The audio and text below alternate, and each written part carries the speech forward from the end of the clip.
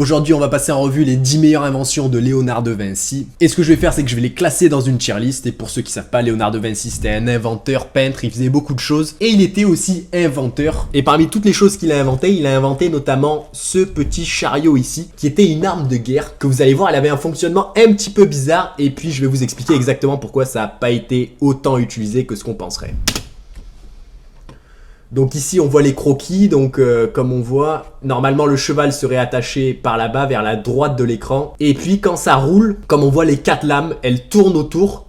Et ça c'était censé en gros massacrer un petit peu toute l'infanterie. Et donc honnêtement c'est une arme de guerre qui aurait pu avoir quand même pas mal de potentiel. Mais globalement si on regarde un petit peu les croquis, on voit ici que les chevaux du coup ils auraient été à l'avant ici, ils auraient été au niveau de la main, c'est-à-dire les premiers arrivés un petit peu sur le champ de bataille. Et donc certes le truc à l'arrière ça aurait été dur à contrer, mais du coup les chevaux c'est les premiers trucs à se faire flinguer. Et si les chevaux ils meurent, eh bien il y a un petit problème. Et donc malheureusement cette arme de guerre n'aura jamais vraiment vu le jour.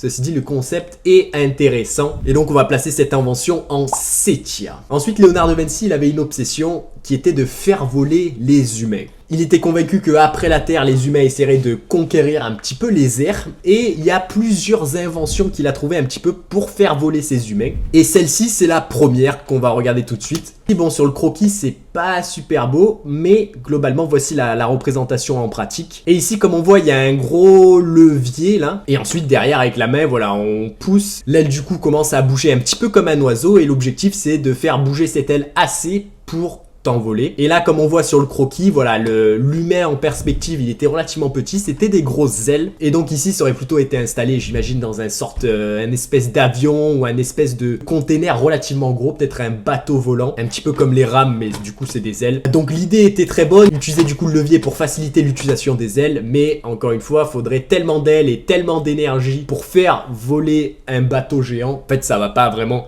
être réalisable en pratique et va falloir attendre les avions avant de pouvoir voler sur Terre. Ceci dit, vous allez voir, c'est pas la seule invention de Léonard de Vinci pour essayer de voler qu'on va passer en revue un tout petit peu plus tard. Et donc celle-ci, bon, je pense que l'idée est bonne, mais on va la mettre en F vu que franchement, ça avait peu de chances de finir par être utilisé. Ensuite, ici, on va passer un petit peu sur l'architecture avec le pont à 2 étages. C'est un truc qu'on voit très souvent aujourd'hui, notamment pour faire passer le trafic avec un des sens de circulation en bas et un des sens de circulation en haut. Mais il s'avère que Léonard de Vinci, il avait inventé ça il y a bien longtemps. Et du coup, ça prouve vraiment qu'il était dans le futur, vu que c'est quelque chose qu'on utilise encore aujourd'hui. Même la façon dont le pont est structuré, ça permet à ce que ce soit très solide, ce qui était difficile pour l'époque. Et là, encore une fois, c'est une preuve que bon, le Léonard de Vinci, il était un petit peu dans le turfu. Et donc cette œuvre, elle est pas si flashy, mais très utilisée aujourd'hui. Donc je vais la mettre en B tier, simplement parce qu'il y a des trucs qui arrivent après qui sont encore mieux. Et là, on va passer à la prochaine. Vous allez voir, ça, avant de rentrer un petit peu dedans, faut savoir que depuis le début des temps, tous les humains étaient obsédés par une seule chose, c'était le mouvement perpétuel. Une machine qui, une fois déclenchée une fois, s'arrêterait jamais de bouger. Et le mouvement perpétuel aujourd'hui, il est considéré comme impossible en physique, mais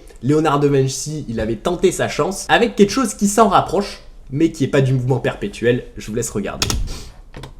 Et ici, le système de poids fait en sorte qu'il y ait le minimum d'énergie qui est perdu au fur et à mesure que les roues sont tournées. Et donc en gros quand tu le tournes une fois, ça tourne quand même relativement très longtemps. Ceci dit, à cause de l'air et du frottement avec l'air, cette machine ne va pas tourner à l'infini. Mais juste son design élégant et son mouvement, je vais le faire monter en A tier parce que j'aime bien. Ensuite, une autre arme de guerre de la part de Léonard de Vinci. Et je dois dire qu'à chaque fois, ces inventions de guerre, je les aime bien puisque elles sortent vraiment de l'ordinaire. Ici, on a une muraille et l'invention, elle se joue un petit peu ici avec la poutre là qu'on voit. Et donc là, on va imaginer qu'il y a des mecs qui posent des échelles pour essayer de monter. Et là, Léonard de Vinci, du coup, voilà, à travers un système ici derrière pour en gros pousser les échelles. Donc là, on voit voilà les gens qui montent.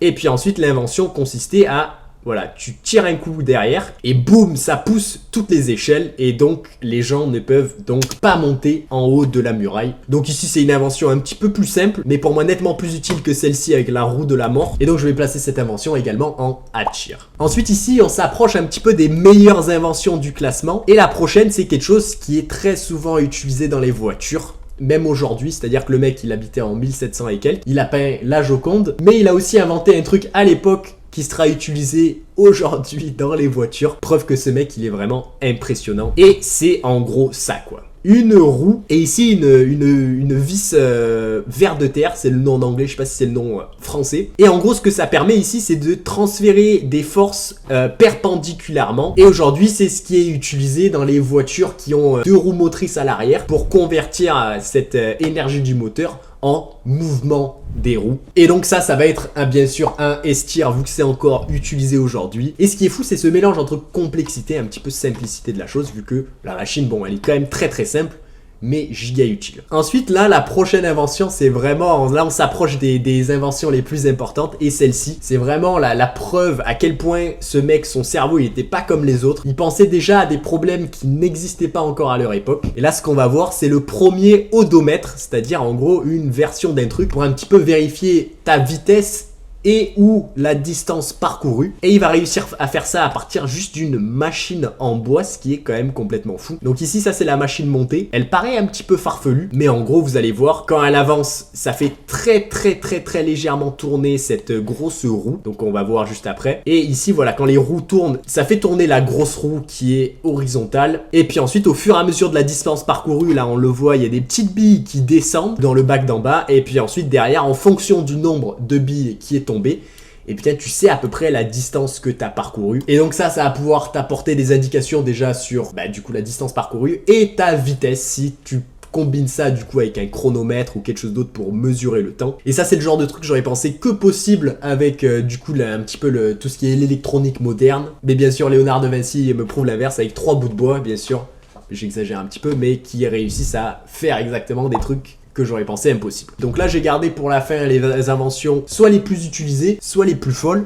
Donc là, on a un petit peu un mélange des deux. Où en gros, là, il a essayé d'inventer une machine pour soulever des trucs très lourds. Et donc ici, si on voit le fonctionnement, on voit que c'est relativement compliqué sur les croquis. Mais en gros, ici, le système a des petites roues pour se déplacer. Et ici, il y a quelque chose pour, on va dire, hisser un petit peu le tout. Et donc ici, simplement en appliquant très peu de force à tourner le mécanisme, eh bien, ça permet de soulever des charges qui sont énormes. Charges que tu peux pas soulever, bien sûr, en tant que personne normale. Et puis ensuite, les roues, ça permet de déplacer l'objet, donc extrêmement utile en maçonnerie. Faut le voir un petit peu comme l'ancêtre un petit peu de la grue. Et donc je vais placer cette invention en A-tier vu que bon c'est la grue avant la grue, mais il y a encore des trucs qui sont beaucoup mieux. Ensuite, vous vous souvenez, j'ai parlé de machines pour voler. On a vu un sorte de prototype d'aile d'oiseau. Ceci dit, c'est pas le seul prototype de machine volante, vu qu'on a celle-ci juste ici, où en gros c'est un petit peu l'ancêtre, pas des avions, mais des hélicoptères. Où vous allez voir, en gros, ce truc-là, ça va tourner avec les gens qui tournent, et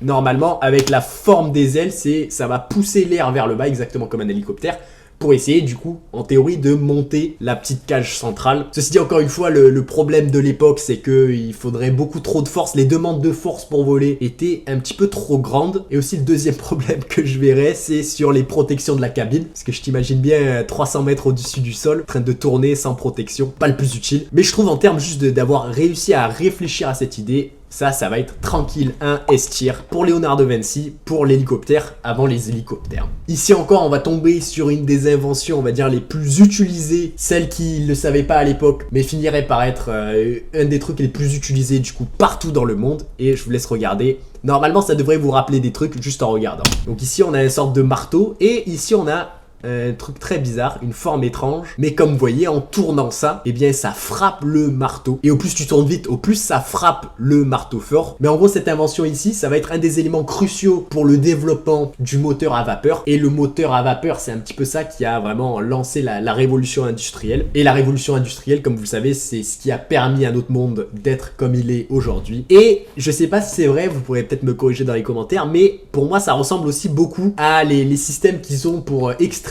l'huile un petit peu du sol, où tu as en même temps un sorte de truc là-haut en forme de haricot blanc qui tourne et qui pompe du coup les gaz naturels ou le pétrole. Alors je sais pas si c'est très lié à ça, mais ça me rappelle aussi ça.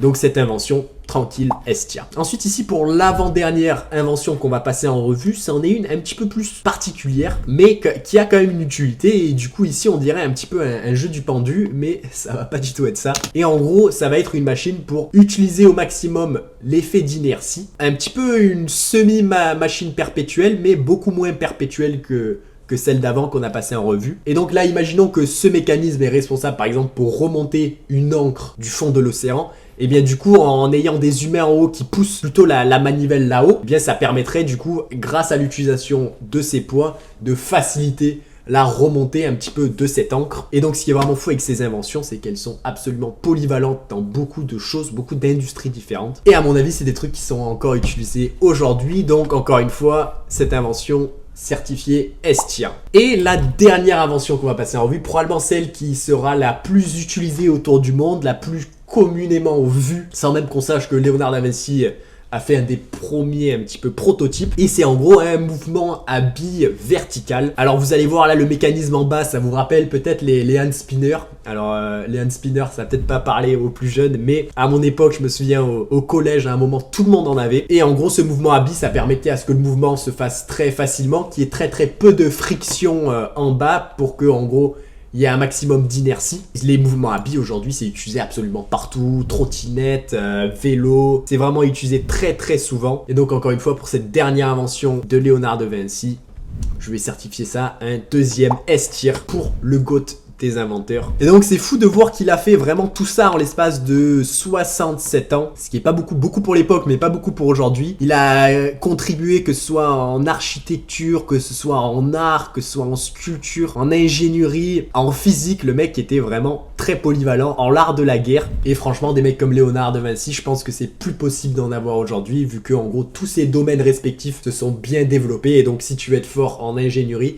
si tu veux être fort en art de la guerre, si tu veux être fort en quelque chose, il faut vraiment y dédier sa vie. Lui, il est arrivé un petit peu à une époque avec un cerveau extraordinaire, mais aussi à un moment où tous ces trucs-là étaient plus, entre guillemets, accessibles à tout le monde. Et voilà, si on regarde ses activités, on voit que le truc, il s'arrête pas. On a peintre, botaniste, chimiste, philosophiste, physiologiste, physicien, compositeur, zoologue, scientifique, caricaturiste, what the fuck, designer, dessinateur en bâtiment, écrivain, inventeur, ingénieur civil, philosophe, astronome, ingénieur diplomate, anatomiste, sculpteur, mathématicien, architecte, polymathe, artiste visuel. Et sur ce, que le GOAT puisse reposer en paix. Et ce qui est fou, c'est qu'il a probablement jamais réalisé l'impact qu'il avait et qu'il y aurait des guignols à peu près 500 ans plus tard qui classeraient ses inventions en tier list, moi étant bien sûr ce guignol. Voilà, là en ce moment je teste quelques vidéos, donc voilà, j'espère que ça vous a plu. N'hésitez pas à liker et à vous abonner, et sur ce, à la prochaine.